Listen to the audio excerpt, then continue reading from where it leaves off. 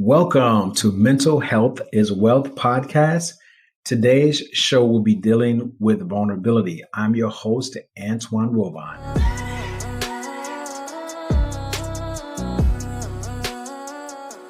Vulnerability is a real eye-opening thing that I've learned over the years, that once I was able to get an understanding of what vulnerability meant to me in my personal life and my business life, I was able to be more comfortable in my own skin and to be okay with who I am. And I wanted to look at the actual definition of vulnerability. And it is willingness to show emotion or to allow one's weaknesses to be seen or known, willingness to risk being emotionally hurt.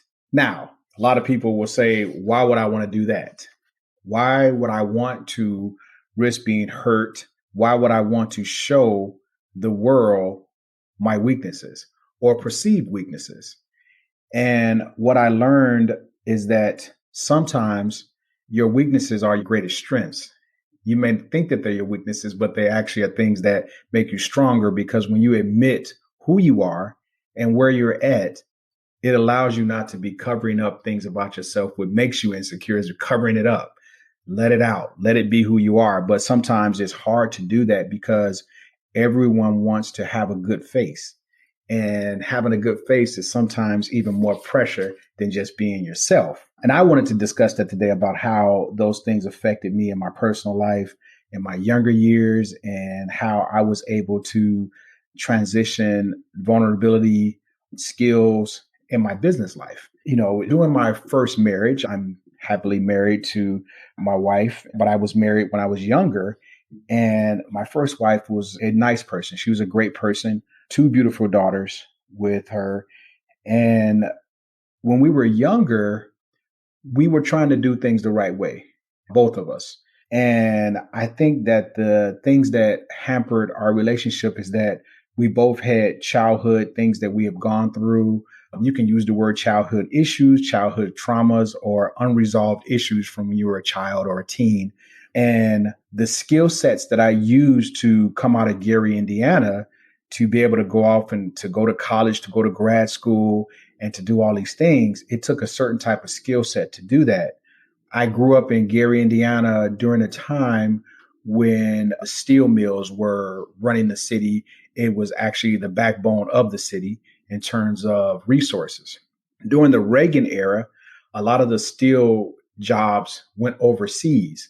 And so Gary became a bust town in terms of, businesses leaving, people not having jobs, because back then in the 70s and the early 80s, you could literally get out of high school and go straight to the mills, and you can get a good job and you can support your family and have a nice house, a car, all of that. And that was the way that it went back then, because a lot of the people came from the southern states up to Detroit and to Gary and to Chicago for those types of jobs. And when the jobs left, we went from working middle class to a different era of living, because then the drugs came in, the violence came in, and it tore a lot of the families up in Gary, Indiana. It went from a nice place to live to, you might want to get out of there to save your life. And for a lot of us, we had to develop a lot of transitional skills in terms of being able to have book knowledge and street knowledge at the same time to survive. And so as you grow up with that skill set and you get through college, and then you say, hey, I'm going to get a career and I want to get married. But then you try to take those same skill sets into a middle class environment where you're no longer surviving, you're living. And when you try to take survival skills into a living situation, you run into a divorce, which happened to me, is because I never was totally vulnerable with my first wife. I would shut down. I wouldn't talk about things. I would do things like avoidance, because those are the things that I did coming up out of Gary, is that running away from things, getting away from negative situations, not dealing with people who had bad intentions for you. Those things worked then because you were avoiding negative things and you were trying to run to good things. But when you're in your own home environment, you have to work as a team. And it really did not allow us to be able to trust each other fully, which ultimately led to a breakdown of our family. And I think we're better friends now in terms of raising our daughters, in terms of them, they're one is in college and the other one, she's an attorney, she's a grown woman. But in order of us being supportive of them and working together with our college age daughter, I think we become better friends and are actually respectful of each other in terms of the journey that both of us have gone through to be the people that we are to raise two great daughters. But I had to learn how to become vulnerable, and I had to learn how to be open and honest about my feelings about things and to be okay with not knowing. And it stripped away the insecurities because in that I had to learn you can't keep doing the things you learned in your childhood and your teen years. You have to learn new skill sets. I actually went to a place called Landmark Forum, and my sister, she's currently finishing up her PhD at Howard University. She's a wonderful, just wonderful social worker. She is probably one of the lead people that helped me in terms of like my survival in this world. She introduced me to a Landmark Education Forum. And what I learned in the Landmark Education Forum was not having your past in your present. And so, what I learned in my early years, in my early 20s and mid 30s, is that I was allowing my past to drive my present circumstances. So, I was using my past lenses, is what I was focusing with. I'm focusing with old things in my new created life. And so, those lenses allowed me to look things in a skewed way. I could not focus on what I actually had in front of me, the opportunities, the things that I could improve on. I looked at them from always protecting myself, always putting my hand up to like not get hit or to hit back. Those things do not work when you're successful. You cannot be successful in personal relationships, whether it's friendships, family, or marriages. You can't. You have to learn how to be vulnerable. And I also did some studying of like Brene Brown. Tony Robbins also talks about vulnerability. But I learned how to say in Landmark Education Forum is that I had to learn how to say, this is who I am and this is where I'm at. And what are the new skill sets that I can actually, use? And that is communication is one. If you're feeling a certain way, communicate it and communicate it with class, dignity, respect, and be okay with how it lands on the other person or where you're at and be honest with people. And also always look to, I would say, resolve situations or come to some form of conclusion that is positive, because I had to learn how to shift my perspective. And you can shift your perspective in any situation to the positive. And what I looked at it as an empowering context. When I put myself in an empowering context, I was able to get myself to the point where I can be vulnerable, because being vulnerable also allows you to know where you're at, what you can work on. So I'm saying, hey, this is where I'm at. I didn't do so well in my first marriage, but I would like to still have a family. So when I'm now married to my second wife, wonderful woman, I had to learn how to talk. I had to learn how to be okay with not knowing. I had to be okay with being the guy who doesn't know everything, but I'm trying to do the best I can. And I had to be okay with that. And I had to be trusting. I had to trust that whether she did something right or wrong or indifferent, that's not the case. And the case is that I had to be okay with who I am, regardless of what anybody does to me or around me or perceived to be doing something to me. It could be just something that they did and I can perceive it that way. But if I put myself in an empowering context and say, you know what, whatever happens around me, I'm going to be okay. And I'm going to be great. And I'm going to be there for that person no matter what, because it could not be even an intention. It could just be something that they did and they didn't know any better. But the thing that I had to also think about is that I'm not going to let my past be in my present. And I'm going to always put myself in an empowering context. And so in my personal life, I had to learn how to talk to people in a different way and be open to what they have to say, how they look at life, and build from that point. And it allowed me to just be open and honest with people about who I am, whether I know or I don't know. It's like I admit my mistakes. I admit when things I don't know, and I'm okay with that, because the underneath that is that I want to do the work. I want to be there and learn. And so being in that way is that you take on almost like a childlike part of your brain is that you're like, I'm just open to learning and I'm going to build and work hard. And that was really good to me. It allowed me to be able to have a relationship with my wife that I can always be vulnerable to her and tell her what's going on. I can communicate with her, I can share, and I can also do one of the biggest things that I wasn't doing in my younger years in my first marriage is that I had to learn how to forgive and allow people to make mistakes and allow them to be human and allow myself to be human also and forgive myself.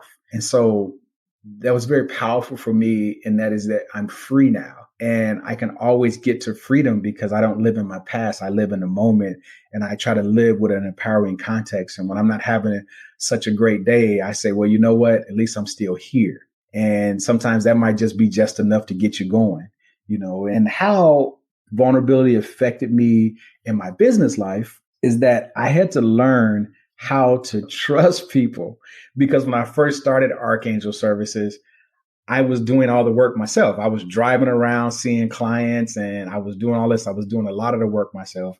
And a lot of the times I wanted to do a lot of the work because I had to actually keep the payroll down. So that's why I saw a lot of the clients to keep the payroll down. But once when agencies and schools and things like that started to trust the company, I had to actually go out and hire more people. And so when I started to hire people, I had to stop micromanaging. I had to trust that they would turn their paperwork in, that they would see their clients. I had to trust that they would keep their word. And at first, it was very difficult for me. I had a lot of sleepless nights. I used to grind my teeth because I was so anxious about trusting other people with my business, especially when I left my job and I was actually just doing this full time. I had to trust people. And that was something that I had to say to myself, whether they do something right or wrong or indifferent, it doesn't matter because I'm going to be okay regardless. And once I started to trust that part of the business and that people are there to make mistakes, because sometimes mistakes leaves clues to success. And so I had to also just be okay in whatever goes right or wrong and to be there to learn and to have fail safes for the company so that things don't fall off the rail. And once I learned those things, I was able to grow the company and we're still growing and I'm still learning how to trust my HR department. My COO, the quality assurance team. I have to trust all the therapists, the 50 something therapists that work with us. I have to trust that they're going to do their jobs and they're going to do it to the best of their ability. And if they don't, we can figure something out. But it's not a thing of micromanaging and distrusting them. It's a saying, hey, we learned from this. Just like I took a suggestion a couple of months ago that we needed to have intake therapists so that we can have proper intakes for clients in terms of their mental health assessments and treatment plans.